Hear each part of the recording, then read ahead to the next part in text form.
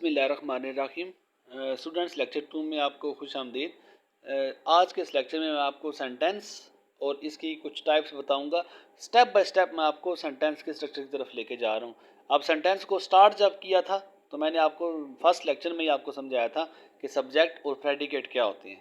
ठीक है, आज आपको मैं सेंटेंस के बारे में बताऊंगा। Sentence a group of words that contains a subject and a predicate and expresses a complete thought. ये मैं आपको जस्ट एक सिंपल सी डेफिनेशन आपकी याद करने के लिए, आपकी समझने के लिए, रट्टा नहीं, आपको समझ होनी चाहिए कि व्हाट इज सेंटेंस कैसे है।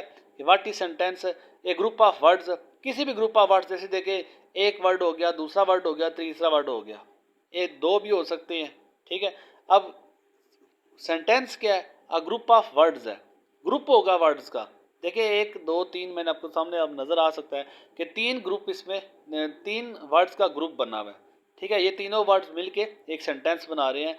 अब उन तीनों वर्ड्स में या दो भी हो सकते हैं, या आपके तीन भी हो सकते हैं, चार भी, जितने मर्जी आपकी अपनी मर्जी वर्ड्स आप ऐड करते जाएं वो सेंटेंस बनता जाएगा। अच्छा, अ ग्रुप ऑफ वर्ड्स जो है, अ सब्जेक्ट एंड प्रेडिकेट, उस ग्रुप ऑफ वर्ड्स में क्या होना चाहिए? सब्जेक्ट होना चाहिए और उसके बाद प्रेडिकेट होना चाहिए। मैं सब्जेक्ट और प्रेडिकेट को पीछे डिफाइन कर चुका हूँ। अब group of words that contain the subject and predicate, ये दोनों मिलेंगे, सिंगल और ये डबल, ये दोनों मिलके क्या होगा? एक सेंटेंस बनाएंगे। यहाँ पे मिलके एक सेंटेंस बनाते हैं, दोनों मिलते हैं तो सेंटेंस बनते हैं। अब ऐसे है कि अब फैमिली है एक, ये सेंटेंस एक फैमिली है।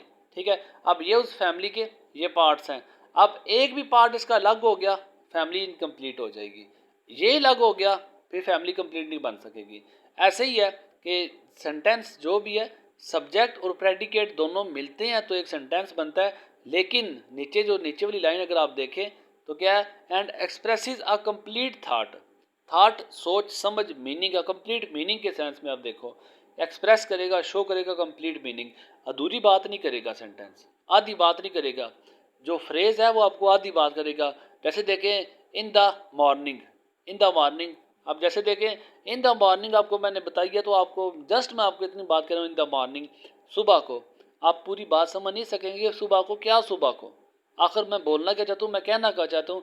जस्ट मैंने आपको सुबह को कहा, लेकिन ये बात मैंने की है, लेकिन मैंने एक अधूरी बात की है। तो सेंटेंस जो है वो अधूरी बात नहीं करता, जो बात करता है आपको कंप्लीट वो मतलब देगा। जैसे अगर आप देखें, आपके पास सेंटेंस यहाँ पे एग्जांपल के लिए लिखा हुआ है, शी प्रिपेयर्स ब्रेकफास्ट। अब ये देखें, यहाँ पे सब्जेक्ट हो गया, ये आपका प्रेडिकेट हो गया। अब अगर मैं फर्ज करता हूँ कि मैं इनमें से सब्जेक्ट को मैं निकाल देता हूँ यहाँ से, मैं जस्ट आपको कहता हूँ प्रिपेयर्स ब्रेकफास्ट। अब जब मैंने आपको प्रिपेयर्स ब्रेकफास्ट का है, जस्ट आप इसी वर्ड को देखो ना, प्रिपेयर्स ब्रेकफास्ट, आप अपनी बात को कंप्लीट समझ नहीं पाओगे।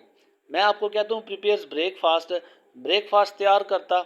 अब आपको पूरी बात समझ नहीं आई, क्या ब्रेकफास्ट तैयार करता, कौन करता, कैसे करता है, लेकिन आपको इतना पता नहीं है। तो इसका मतलब ये हुआ, अकेला प्रेडिकेट जो होता है वो हमें कंप्लीट मीनिंग नहीं देता। तो सेंटेंस की बात तो आप अलग है। अगर मैं प्रेडिकेट को यहाँ से रेज कर देता हूँ, मैं जस्ट आपके पास सी लिख देता हूँ, तो इसका मतलब है कि शी वो। जब मैं आपको आके कहता हूँ सिर्फ वो, अब आपको क्या वो, शायद मैं पागल हो चुका हूँ कि वो क्या लगाई हुई है, आप पूरी बात नहीं समझोगे। तो इसका मतलब ये हुआ कि अपनी पूरी बात समझाने के लिए सब्जेक्ट और प्रेडिकेट का दोनों का एक साथ होना लाजमी है। सब्जेक्ट और प्रेडिकेट दोनों एक साथ होना लाजमी है। ये दोनों मिलते हैं तो आपका सेंटेंस बनता है। दोनों लाजमी है, लेकिन उसके साथ साथ आपका एक पूरा मीनिंग भी मिलना चाहिए सेंटेंस में। अधूरी बात नहीं होनी चाहिए, सेंटेंस में पूरा मतलब होना चाहिए। तो ये थी सेंटेंस की डेफिनेशन, जिसमें दो बातें आपने याद रखनी है।